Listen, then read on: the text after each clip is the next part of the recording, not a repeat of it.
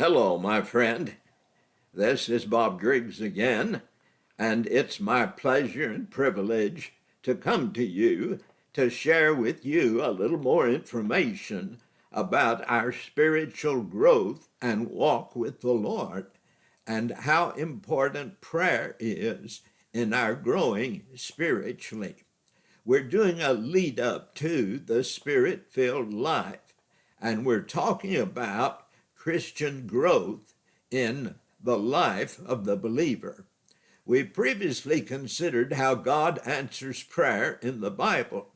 Let's consider some additional answers to prayer from the scriptures.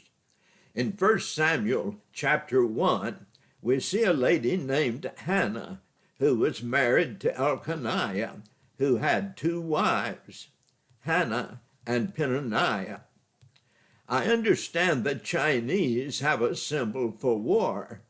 That symbol is two women under the same roof, and that might be a good symbol.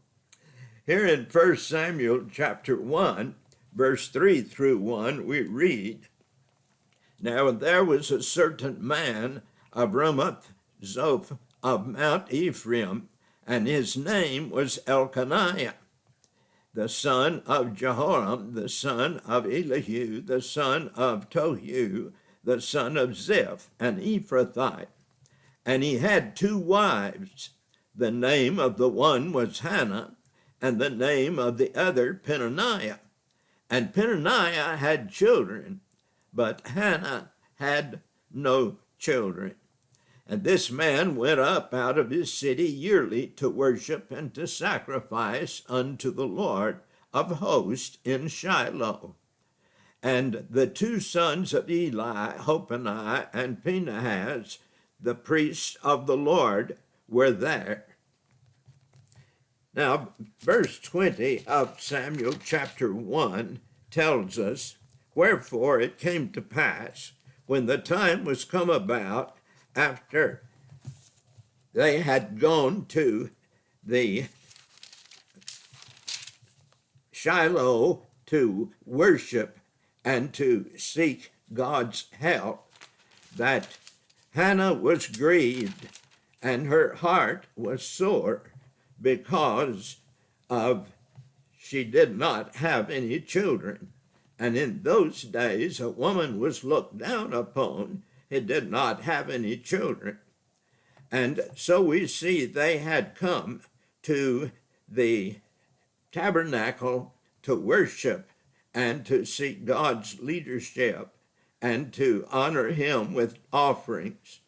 And God moved Elkanah to give to Peninnah, his wife, and to all her sons and her daughters portions. But unto Hannah he gave a worthy portion, for he loved Hannah. But the Lord had shut up her womb. And her adversary also provoked her sore, for to make her fret, because the Lord had shut her womb. And as he did so year by year, when she went up to the house of the Lord, so she provoked her. Therefore she wept and did not eat." And from that point, Hannah went out to the tabernacle, and she rose, verse 9, after she had eaten in Shiloh, and after they had drunk. Now Eli the priest sat upon a seat by the post of the temple of the Lord. And Hannah was in bitterness of soul, and prayed unto the Lord, and wept sore. And she vowed a vow, and said, O Lord of hosts, if thou wilt indeed look on the affliction of thine handmaid, and remember me, and not forget thine handmaid, but will give unto me a man child, then I will give him unto the Lord all the days of his life, and there shall no razor come upon his head. Now Hannah made a vow unto the Lord, that if God would give her a man child, then she would give that child unto the Lord. Well, the priest thought Hannah had been drinking because he saw her lips moving, but no sound was coming out. But she told him, no, I've made a vow unto the Lord.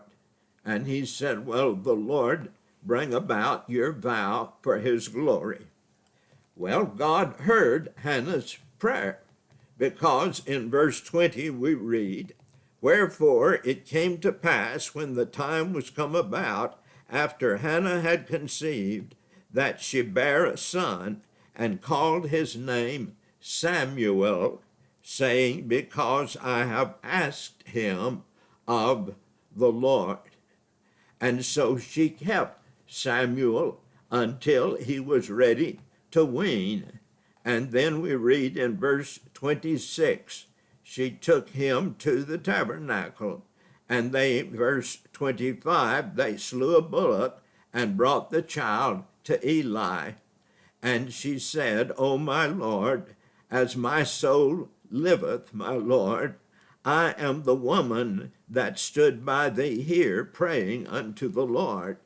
For this child I prayed, and the Lord hath given me my petition, which I asked of him. Therefore also I have lent him to the Lord. So long as he liveth, he shall be lent to the Lord. And he worshiped the Lord there. This lad that Hannah gave to the Lord was Samuel, the prophet of Israel, who wrote 1st and 2nd Samuel.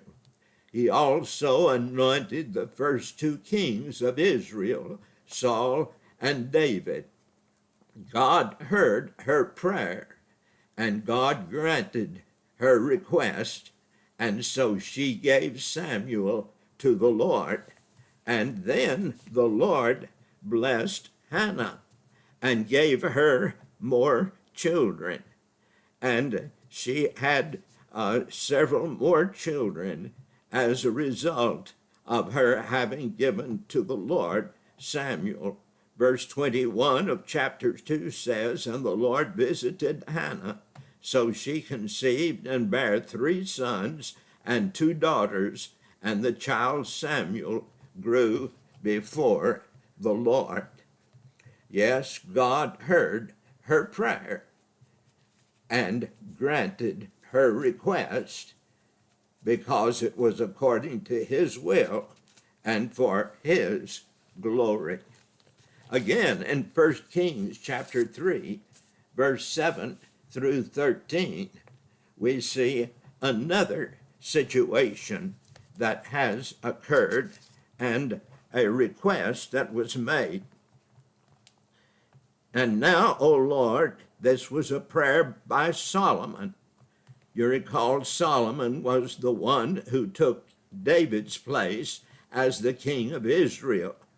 And Solomon was an humble man as a youth, and he came to the Lord in 1 Kings 3 and verse 7. And now, O Lord my God, thou hast made thy servant king instead of David my father, and I am but a little child. I know not how to go out or come in. And thy servant is in the midst of thy people which thou hast chosen, a great people that cannot be numbered nor counted for multitude. Give therefore thy servant an understanding heart to judge thy people, that I may discern between good and bad. For who is able to judge this thy so great people? And the speech pleased the Lord, that Solomon had asked this thing.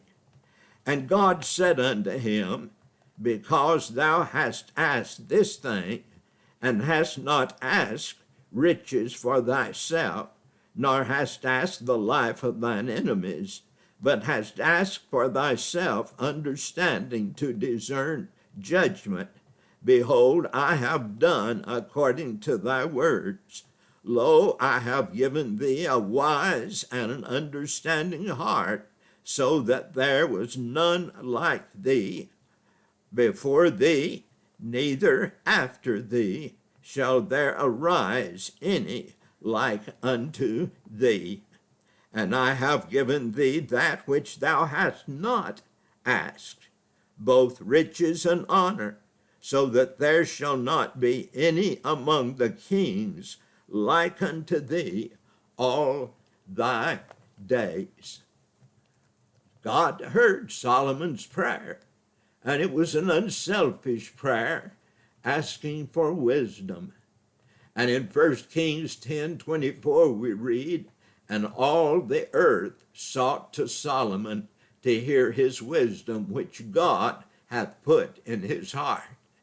And 2 Chronicles 9:22 states, and King Solomon passed all the kings of the earth in riches and wisdom.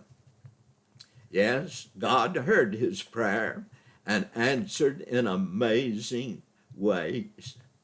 Later in the book of Isaiah, God told Isaiah to go tell King Hezekiah, who was the king of Judah, that he was going to die. Hezekiah cried unto the Lord with tears, and God told Isaiah in Isaiah 38:5, go and say to Hezekiah, thus saith the Lord, the God of David thy father, I have heard thy prayer, I have seen thy tears. Behold, I will add unto thy days 15 years. Thus God answered his prayer. Well, someone might say, but what about in our day? Does God still hear and do amazing, unexpected things? I knew of a young lady named Verna, whom I later married, that had broken down with tuberculosis as a sophomore in high school and started hemorrhaging during band practice. The doctors gave her 2 days to live, but her mother started praying and asking the Lord to spare her daughter. So the hemorrhage stopped, and she was in a state sanatorium for 15 months with tuberculosis. They would take x-rays on Mondays of the TB patients, and then they would do surgery on Saturdays. They found a hole in the upper left lobe of her lung, the size of a 50-cent piece, and they scheduled her for surgery on Saturday. Her mother phoned the churches in the area asking that they pray that her daughter would not have surgery. Friday night, a bright light appeared in the room, she said, and it awakened her. She thought someone had left a light on, and so she turned over and saw a figure standing in the light. The figure told her, God has a plan for your life, so you're healed of tuberculosis. You will not have surgery tomorrow. Turn over and go back to sleep. Well, Verna said she thought it was a dream. But when they took her in for an x-ray before surgery, they could not find any TB, which upset the doctor, and he said, what's the matter with you people? Can't you do anything right? And he took her in and did an x-ray, and when he looked at it, he said, I don't understand. What is this girl doing in here? She does not have TB and has never had TB because there's no scarring on her lungs like an ex-TB patient would have.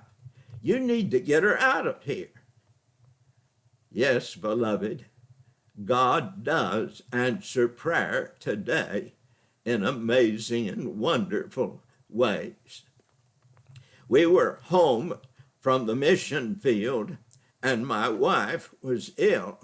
So our director had put me to teaching missions in Baptist Bible College West in Denver, while Verna was under the care of 2 doctors there.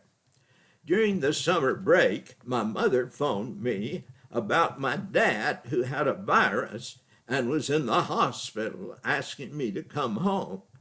So Verna and I went, and I stayed with Dad in the hospital until he was released from the hospital. Dad told me about an experience he had with the Lord before I came to the hospital. He said one night, as he was having sweats and was very ill, he said a bright light appeared in the upper corner across from his bed. And a voice said, "Mentor," which was his name, "are you ready to go?" And Dad asked, "Well, is Opal going?" Opal was my mother. And the response was, "No, not at this time." And Dad said, "Well, I'd rather wait for Opal." And the voice said, "Okay, you can wait. You'll be getting well, and we'll have someone around watching over you." Dad said in a little while, someone in a light blue uniform came in, helped him get out of bed because he was so weak, and they changed his hospital gown, gave him a fresh gown. They changed the sheets on his bed and put him back to bed. The next morning, when the nurse came in, Dad told her about the experience. And the nurse said, no, said, "You were just hallucinating." But then she saw the sheets on the floor, and she said, "Well, who changed the sheets?" And Dad said, "Well, I've told you who changed the sheets." "No," she said, "it must have been a nurse came in. I'll go check the register." So she went to check, and she came back, and she said, "I don't understand this." Said, "No nurse came in during the night." Dad said, "Well, I've told you what happened." "No," she said, "you were just hallucinating." But the story spread through the hospital, and one day a lady came in that was a nurse, sat down beside Dad, and said, "Would you tell me about the Lord?" And so Dad led her to accept the Lord Jesus as her Savior. And Dad said as she left the room, she turned and smiled at him because she had let Jesus come into her heart. Dad wasn't ready to go. He said he wanted to wait for Mom, and so the request was granted. Yes, beloved, there's great power in prayer when it's according to God's will and purpose. Why does the Lord not always hear and answer our prayers the way we want him to? It's because the Lord is omniscient. He knows everything. He knows what's best for you, and he knows what's best for me. I've seen him hear and grant my petitions, and then I've seen him not answer them the way I wanted them to be answered because he knows what's best. How wonderful to be a child of God and to know that God sometimes says yes, sometimes he says no, sometimes he says wait.